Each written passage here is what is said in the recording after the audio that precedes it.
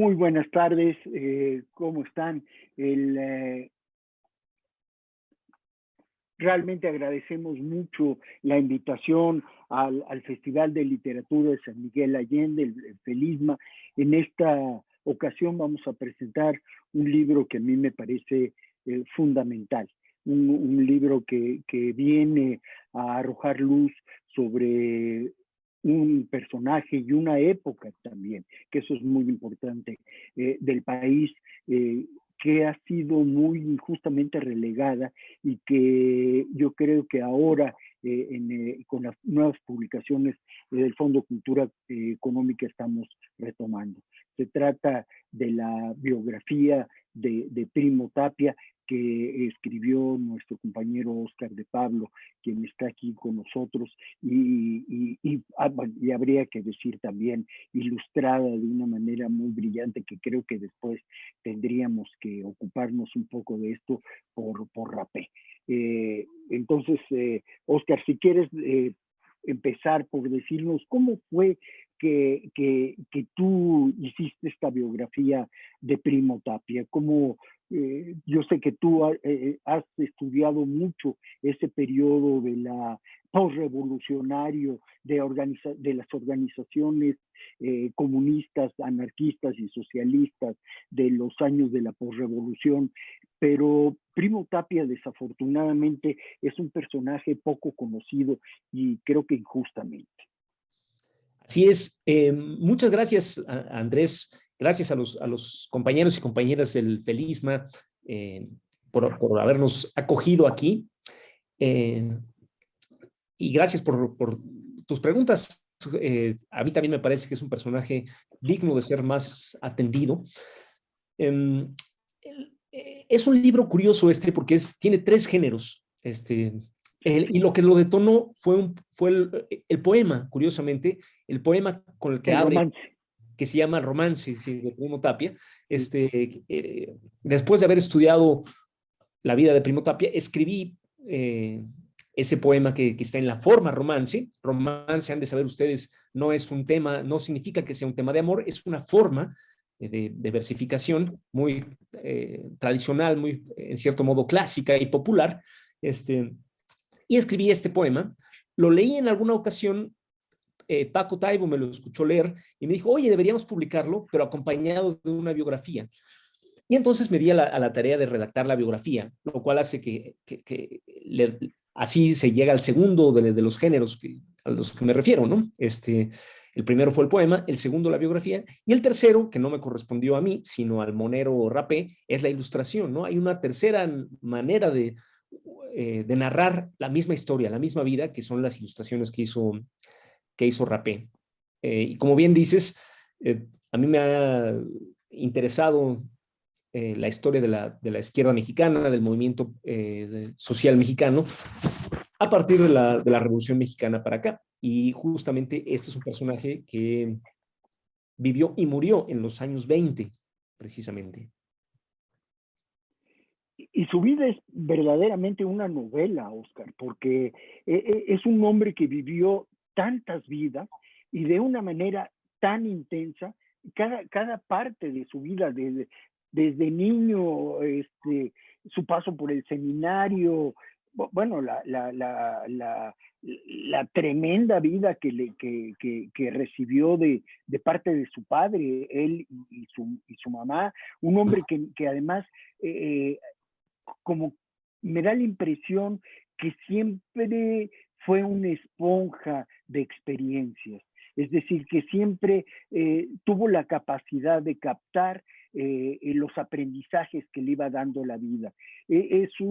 Uno pensaría que un niño maltratado por un padre alcohólico, golpeado, sería una gente muy resentida y muy amarga. Y resulta que no, que al contrario, era un niño dicharachero, era un niño con un enorme carisma, capaz de captar la atención de sus compañeros y convertirse en una suerte de líder desde que era niño, ¿no?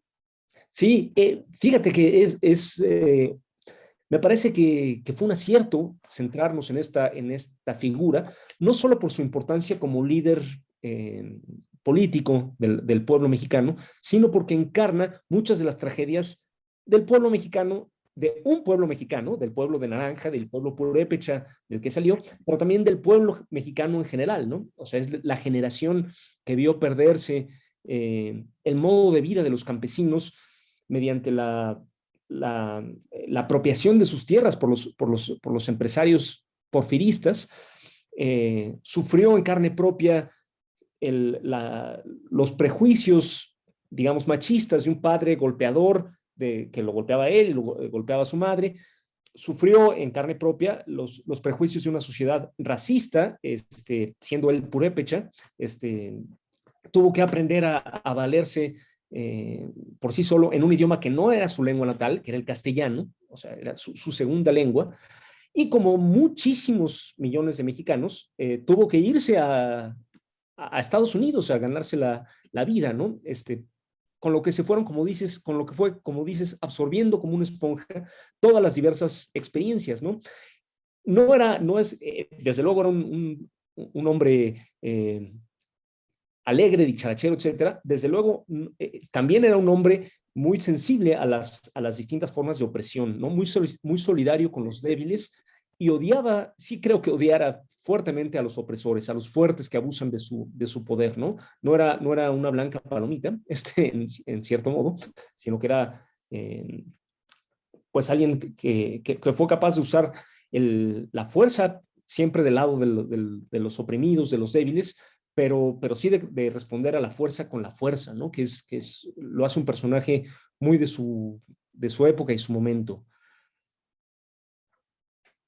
Fíjate que otra cosa, esto que dices, además nos plantea un Primo Tapia que se puede ver desde una perspectiva contemporánea. Es decir, cuando Díaz le concede a los potentados, a los Noriega,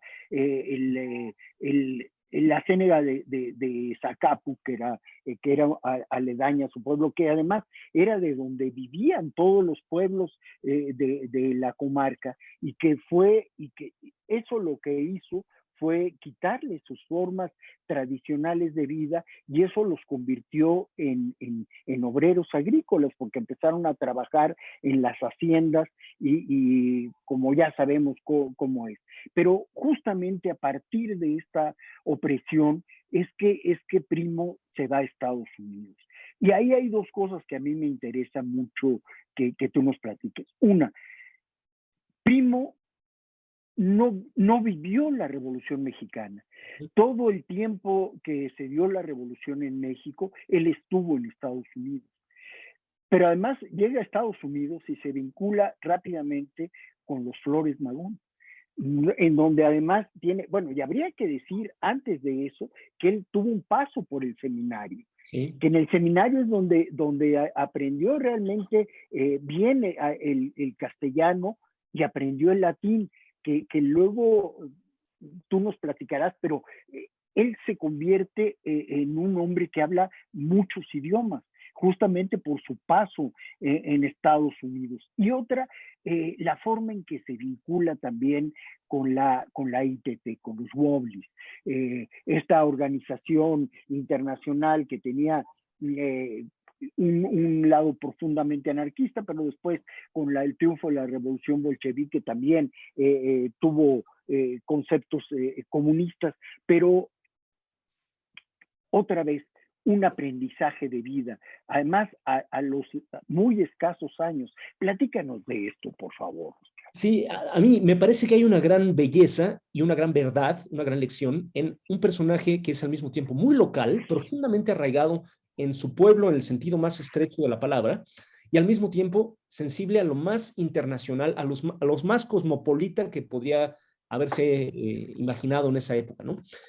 Como dices, es curioso que no viviera, digamos, la fase armada de la Revolución Mexicana, las grandes batallas de la Revolución Mexicana, ¿no? El periodo de 1910 a 1920, que es cuando fue las grandes batallas de la Revolución Mexicana, fue precisamente cuando él vivía en Estados Unidos y donde conoció a los hermanos Flores Magón, que vivían exiliados en Los Ángeles, y a través de los Flores Magón entra en contacto con la IWW, que es una organización súper interesante y para mí muy atractiva, que no era una organización ideológica en el sentido que tuviera una sola ideología. Era una organización de lucha de cualquier tendencia de la clase obrera, mientras aceptara la acción directa, o sea, las huelgas para mejorar, para defender a la clase obrera, y por lo tanto era una organización muy radical, pero en la que convivían.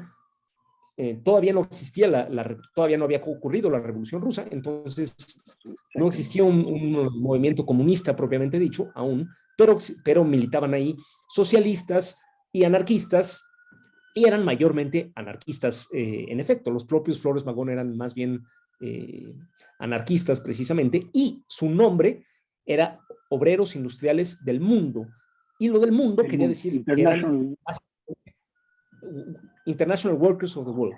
Lo del mundo quería decir literalmente que venían emigrantes de todo el mundo a solo estaban en Estados Unidos, pero se decía del mundo porque había emigrantes de todos los países que hablaban todos sus idiomas y traían las experiencias de todos lados, y por eso, a diferencia del sindicalismo convencional, que era en Estados Unidos muy blanco, muy chauvinista, muy angloparlante nada más, los Wobblies, que eran, así se apodaba a los militantes de esta organización, querían organizar a los mexicanos, a los italianos, a los alemanes, y en este mundo Primo aprendió, se ampliaron sus horizontes, ¿no? Cuento la anécdota de que ya después siendo comunista en México, lo han de ver, y en parte la reconstruyo, sí lo oí, o la leí en alguna, la leí pasar, una versión de esta anécdota, pero la acabé yo de reconstruir, la idea de que los comunistas mexicanos eran muy pobres, pero comían en restaurantes chinos. Ya existían los restaurantes chinos de la Ciudad de México,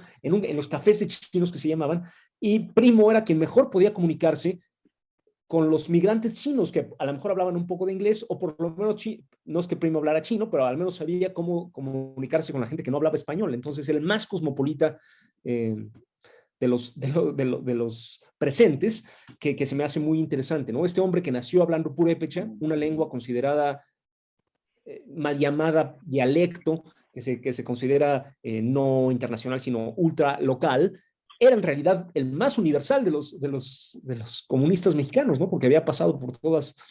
Y también veía con ojo crítico su propia sociedad, y de ahí yo creo que sacó muchas lecciones y muchas cosas que lo hicieron único. Por ejemplo, la cuestión de la mujer.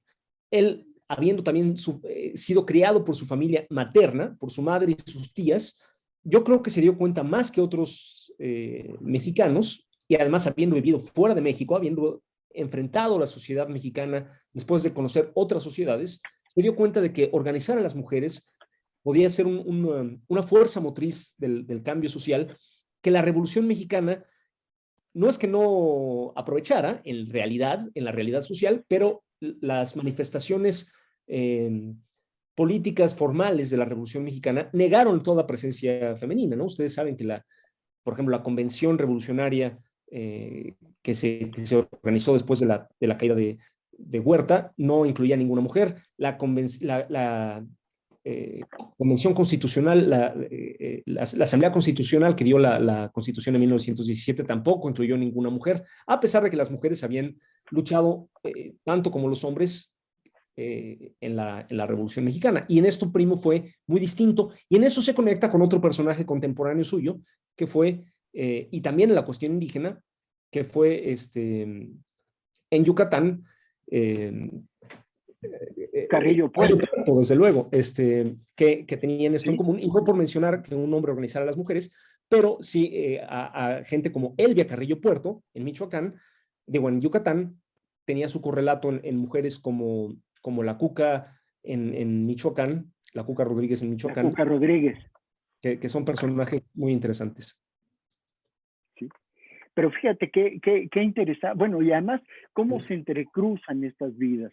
Felipe Carrillo Puerto, que viene de una familia acomodada, pero que aprende a hablar el maya de una manera muy fluida, y por eso es tan popular entre la gente de su pueblo, de su estado.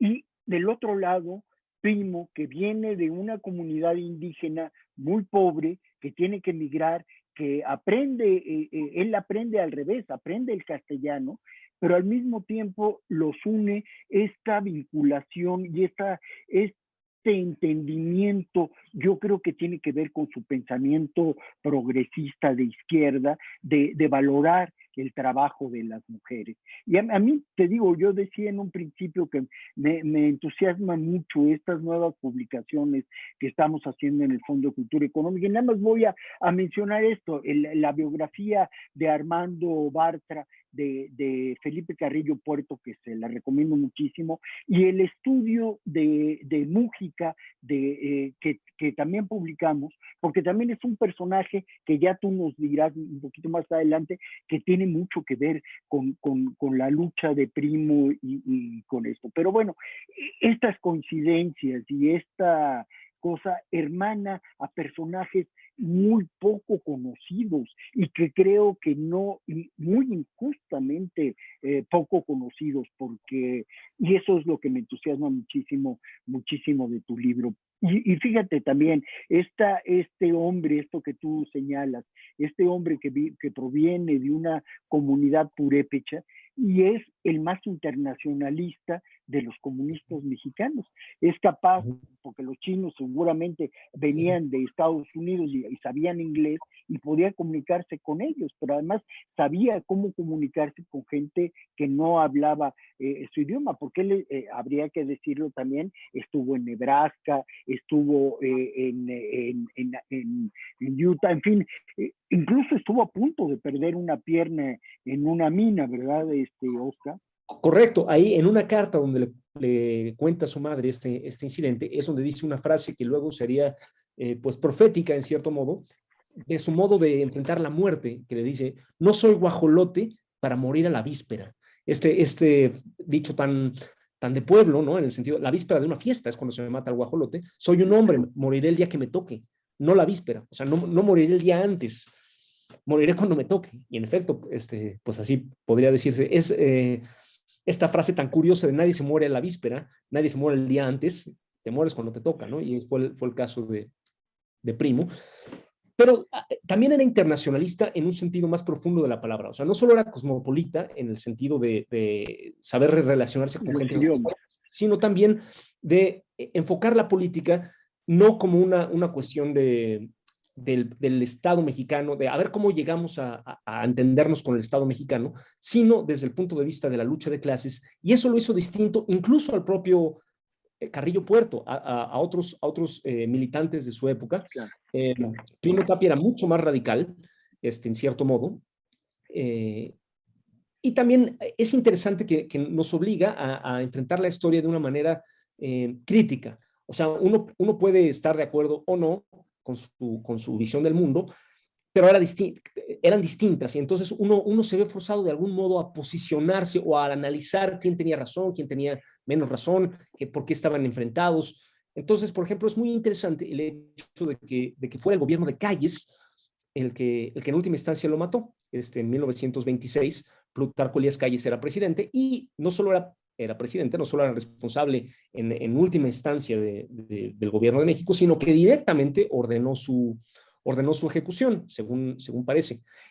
Pues Calles era el mismo hombre por el que el Partido Comunista en el que militaba Primo había votado en las elecciones de 1924, a quien Carrillo Puerto no llegó a votar por él porque lo mataron antes, pero era muy cercano a Calles. Y de hecho, parece ser que Calles, el día de las elecciones, de sus propias elecciones, cuando Calles mismo fue elegido, fue a votar a Yucatán en homenaje a Carrillo Puerto. O sea, era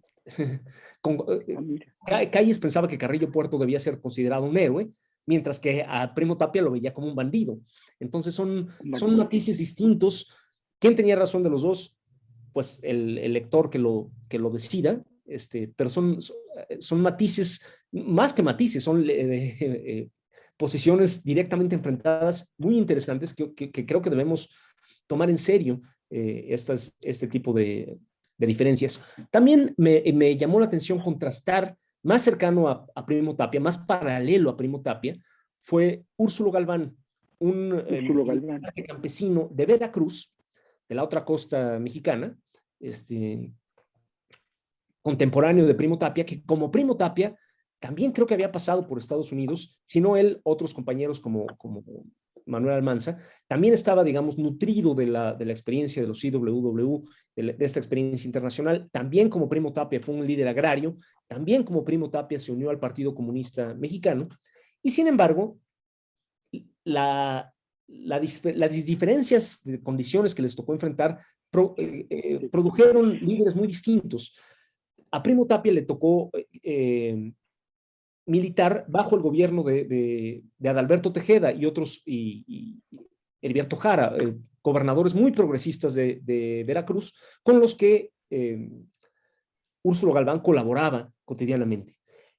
En Michoacán también hubo un gobernador muy progresista, que es, como tú has mencionado y como ustedes saben, Francisco Mújica. Sin embargo, muy pronto Obregón mandó quitar, todavía no era Calles, todavía era Obregón, mandó deponer a Mújica y ascendió en su lugar un gobernador conservador, antiagrarista, que se llamaba Sirdonio Sánchez Pineda, y entonces a Primo le tocó realizar su lucha, no en colaboración con el gobierno local, con el gobierno estatal, sino a contrapelo, lo cual creo que también generó una mentalidad más radical en Primo que en Úrsulo Galván, ¿no? Por ejemplo, a Primo le interesaba mucho mantener su liga de comunidades agrarias, de comunidades y sindicatos agrarios, independiente de la CROM, cosa que no era el caso de Úrsulo Galván, que al revés quería. Claro, la influencia de Úrsulo Galván era enorme en Veracruz, por lo tanto, era la CROM la que se subordinaba a la Liga de Comunidades Agrarias de Úrsulo Galván, mientras que en Michoacán a Primo le interesaba mucho mantener la independencia respecto a la política oficialista mexicana, y también por eso, en cierto modo, eso terminó redundando en su muerte, ¿no? Bueno, está el episodio terrible de la rebelión de la Huertista, en la que hubo un intento de golpe de Estado, por así decir, en la que muchos comunistas se opusieron a esa intentona, tomaron las armas en defensa del gobierno, y Primo, en vez de tomar las armas en defensa del gobierno, tomó las armas en contra de todos y simplemente se las ingenió para usarlas para tomar las tierras, lo cual Calles nunca le perdonaría, y por eso fue que en 1926, un par de años después de la intentona de Adolfo de la Huerta, terminó siendo asesinado. Pero a mí algo que me interesa de este libro es, como decía antes, todas estas verdades, cuando una verdad es más profunda del mero hecho, cuando ilumina algo más que el mero hecho que la mera información que estamos dando, produce belleza. Y creo que esta historia está llena de una extraña belleza, ¿no? De la belleza de la belleza terrible de la historia de nuestro pueblo, de la belleza terrible de la patria, ¿no? Que es esta violencia en la que se crió Primo y la que tuvo que participar después a su modo, esta solidaridad profunda de los pueblos de Michoacán, de las mujeres de Michoacán, que no dejaban que lo mataran, y que finalmente él tuvo que decirles, déjenme que me maten, porque prácticamente déjenme que me maten, porque si no los van a matar a ustedes. El escenario mismo que ya había sucedido en una ocasión en la que él se dio a la fuga y como venganza mataron y violaron mujeres, ¿no? Y mataron hombres y violaron mujeres. Correcto. Entonces es casi un Robin Hood en cierto modo, o sea, es un héroe popular que merece muchísimo el tipo de cariño legendario que el pueblo le atribuye a sus legítimos héroes, a sus legítimos hijos, no exactamente un representante, porque no es que hablara por el pueblo, sino que hablaba o sea, organizó al pueblo para que hablara por sí mismo. Era un hijo del pueblo que organizó a sus compañeros y compañeras para que hablaran por sí mismos. No era un representante en ese aspecto, sino algo más. Pero como digo, incluso me imagino la belleza y me gustaría conocer más la belleza de su escenario social y natural, ¿no? Los pueblos de Naranja, Tiríndaro, Terejero, desde los nombres, desde el hermoso lenguaje purépecha que le dan nombres tan hermosos a esa zona, hasta el escenario, ¿no? La ciénaga de Zacapu, qué queda de ella, la artesanía, etcétera, que se produce en esa región. Me parece que es un escenario de una belleza profunda, ¿no? Por eso no es casual que haya empezado el libro con un poema. No, y creo que tampoco es casual que hayan escogido a Rapé para ilustrarlo, porque a mí me parece que estas ilustraciones, que bien dices tú, más que una ilustración, es una narración paralela de tu texto, está muy, muy emparentada con el taller de gráfica popular, es decir, con esta estética proletaria de esos años justamente, y creo que Rapé lo capta perfectamente a partir de lo que tú dices, tú pones en tu texto, porque además, y también me interesa decirlo, una de las maravillas que tiene tu texto es que está muy lleno de contexto. Es decir, por ejemplo, esto que tú decías entre las diferencias entre Úrsulo Galván y Primo Tapia están muy bien explicadas. Las diferencias es decir, cómo fueron dando las particularidades de la lucha en cada lugar, incluso hasta de la misma organización, es decir, la propia dirigencia del Partido Comunista tuvo posiciones diversas frente a la rebelión de la huertista, ¿no? Sí, y es interesante que el Partido Comunista de México, aunque desde luego denunció su asesinato y hizo muy correctamente, pues lo recordó con mucho cariño una vez asesinado, Primo nunca fue de un organismo dirigente del partido en esas épocas, a diferencia de Úrsulo Galván, que sí lo fue. O sea, Úrsulo Galván era el que daba el tono a la política agraria oficial del Partido Comunista Mexicano en esa época. Úrsulo Galván participó después, poco después de la muerte de Primo, un año después de la muerte de Primo, en la fundación de la Gran Liga Nacional Campesina, que después daría lugar, que a su vez, o sea, fue la primera gran organización campesina de México, que dio lugar después a la Confederación Nacional Campesina. A la fue, CNC, sí. sí, que fue cooptada después por el PRI, pero es como decir la CTM de los campesinos, ¿no? Para la gente que no lo sepa. A él se debe el lema, a Úrsulo Galván se debe el lema Campesinos de América Unidos, que hasta la fecha el lema de la CNC. O sea, sí es, digamos, Úrsulo Galván, construyó la organización campesina que existe hasta la primera versión de la organización campesina que existe hasta nuestros días. Mientras que Primo fue, en cierto modo, me parece que un poco más marginal, no se le dio ese lugar que tenía, que sí tuvo Úrsulo Galván en vida. Quizá me equivoque porque los documentos no son tan completos como podían serlo, pero me parece que fue aún dentro del Partido Comunista, que es esta organización de izquierda, ya aún dentro de esta organización marginal de izquierda, un marginal de izquierda al interior del partido, ¿no? ¿Quién sabe cómo hubiera sido, qué hubiera aportado? Me encantaría saber qué hubiera aportado Primo Tapia al desarrollo posterior del comunismo mexicano, dónde hubiera estado, qué hubiera aceptado, a qué se hubiera revelado, porque era un rebelde tal que, pues, quién sabe qué cosas originales le hubiera dado a esa historia. Pues su radicalismo, de entrada. Por ejemplo, su negativa de que la Liga de Comunidades y Sindicatos Agraristas de Michoacán se incorporara a la CROM, que desde un principio, pues era una visión radical y finalmente muy visionaria, porque se dio cuenta hacia dónde llevaría la organización de Morones a la Liga, ¿no? Que finalmente terminó siendo secretario general de la Liga, Primo Tapia, pero bueno, y también esto que dices de su capacidad de emplear la fuerza, ¿no? Cuando van a recuperar las tierras, esto que tú dices, toma las armas para ir a recuperar, va a expropiar la hacienda Cantabria de los Noriega y los sicarios son pasados por las armas, por sus abusos, ¿no? Y Primo hablaba de una manera también que no necesariamente, yo digo, no era un santo, era muy humano, ¿no? Para bien y para mal.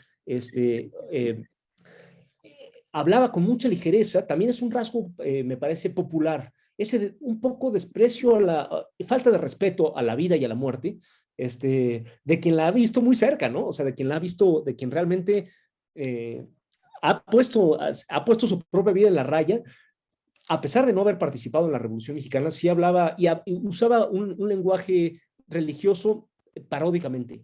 Se nota que tenía una profunda educación religiosa, aunque se volvió terriblemente anticlerical, como muchos Anticlerical. de esa generación, pero él más. Yo creo que si hubiera vivido en la Guerra Cristera, justo se murió antes, ¿no? Pero encarnaba ese anticlericalismo, a veces exagerado, provocador, que después llevaría al encontronazo que fue la Guerra Cristera, pero usaba ese lenguaje paródicamente con sentido del humor, que también me parece un rasgo muy del pueblo mexicano, el sentido del humor con la muerte, el humor negro.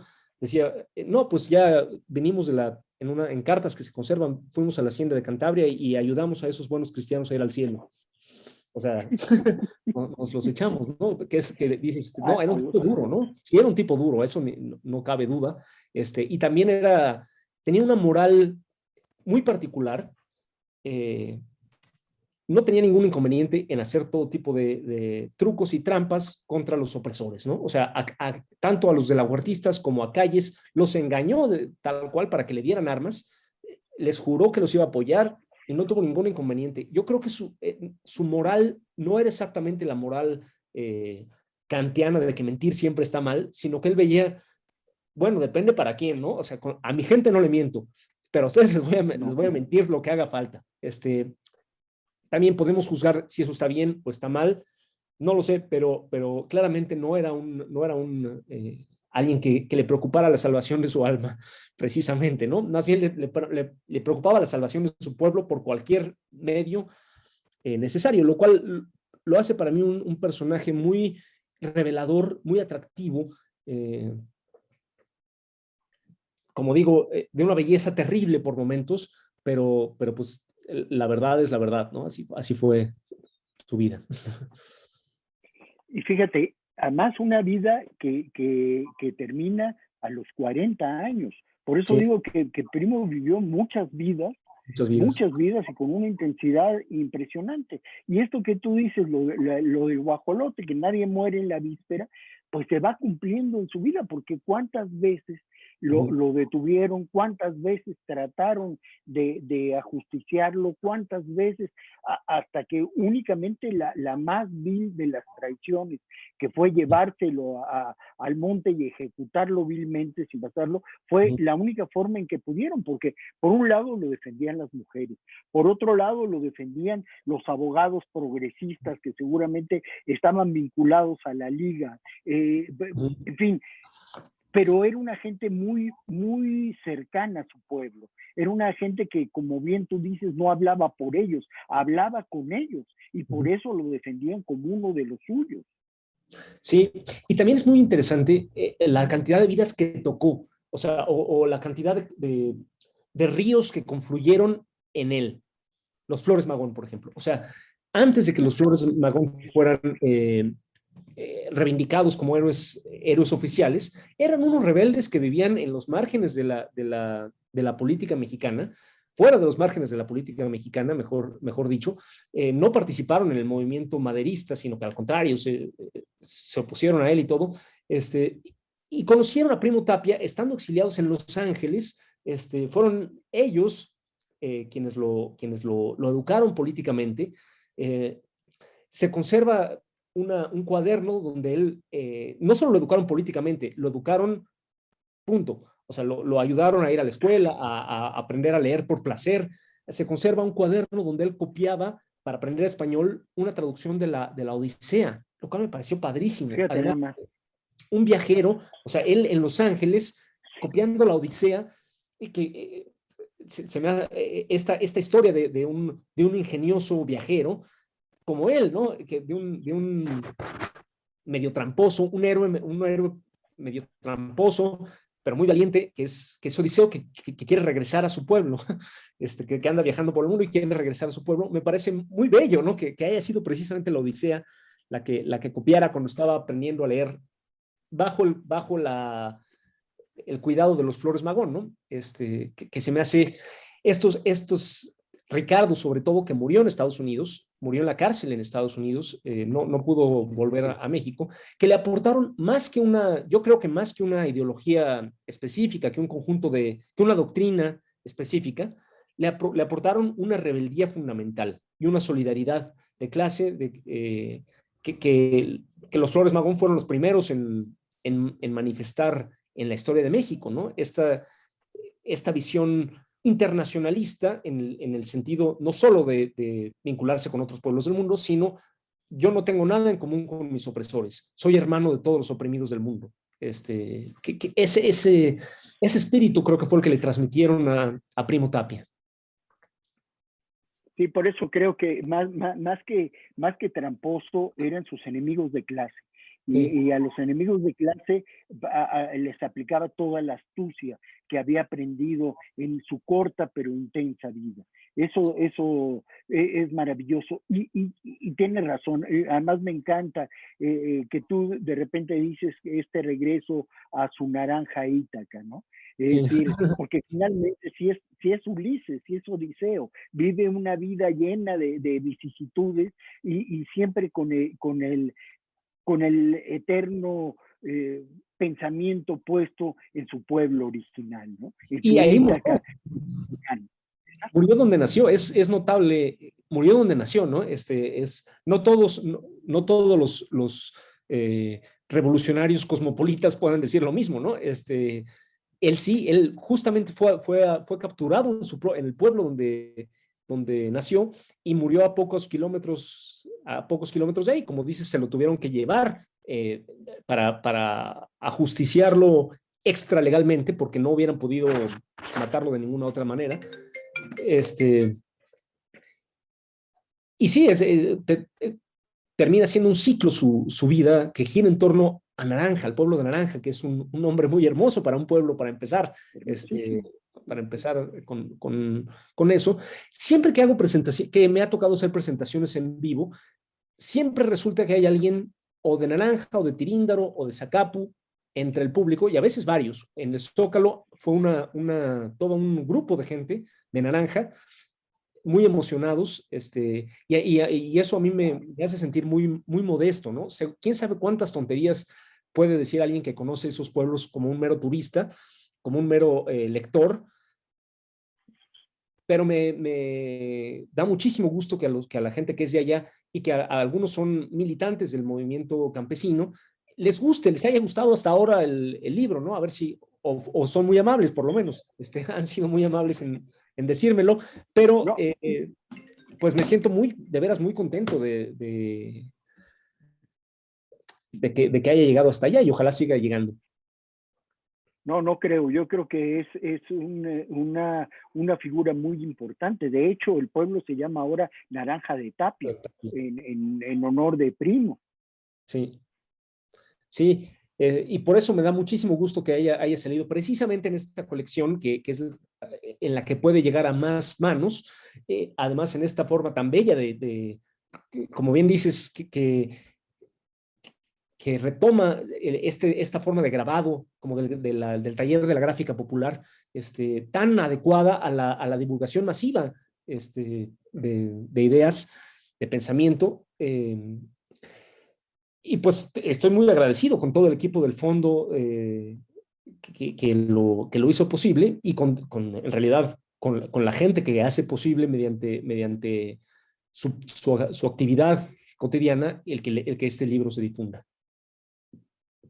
Sí, yo creo además que cualquiera que se acerque a Vientos del Pueblo de Primo Tapia va a salir absolutamente tocado en el alma, porque además está muy bellamente escrito, Oscar, muy, muy ameno, te da, como yo digo, el contexto histórico, sales aprendiendo mucho de ese momento, sales aprendiendo mucho de esta etapa posrevolucionaria y de todos los intríngulis y traiciones que estuvieron detrás, de cómo el origen social de la revolución fue traicionado a partir de otros, y eso es lo que gente como Primo Tapia y otros líderes campesinos, José Guadalupe Rodríguez en Durango, que también fue asesinado, en fin, toda esta situación que nos permite aprender mucho de esta etapa de México, poco conocida, que durante mucho tiempo estuvo muy oculta por la historia oficial, que quemaba incienso en aras de algunos de los caudillos, pero que ocultaba a toda costa a los héroes populares, como el caso de la Cuca Rodríguez, que terminó viviendo en la Unión Soviética, de Primo Tapia en Oaxaca, de José Guadalupe Rodríguez, en fin. Son personajes que debemos tener en nuestro imaginario para seguir construyendo la mejor versión de la historia de nuestro país. Sí, fíjate, una versión que puede ser muy bella. La Cuca, que sí, Sí, participó en la Revolución Mexicana propiamente dicha, o sea, participó en el movimiento maderista y después con Carranza contra Huerta, etcétera, y después fue comunista y militante al lado de Primo Tapia. Como dices, pasó en la Unión Soviética, pero no terminó ahí. Vivió en la Unión Soviética, pero después volvió a México, se separó del Partido Comunista en algún momento y murió olvidadísima y miserablemente pobre.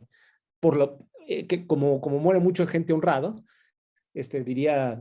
diría un priista, un pobre político es un político pobre, y así eran los comunistas, ¿no?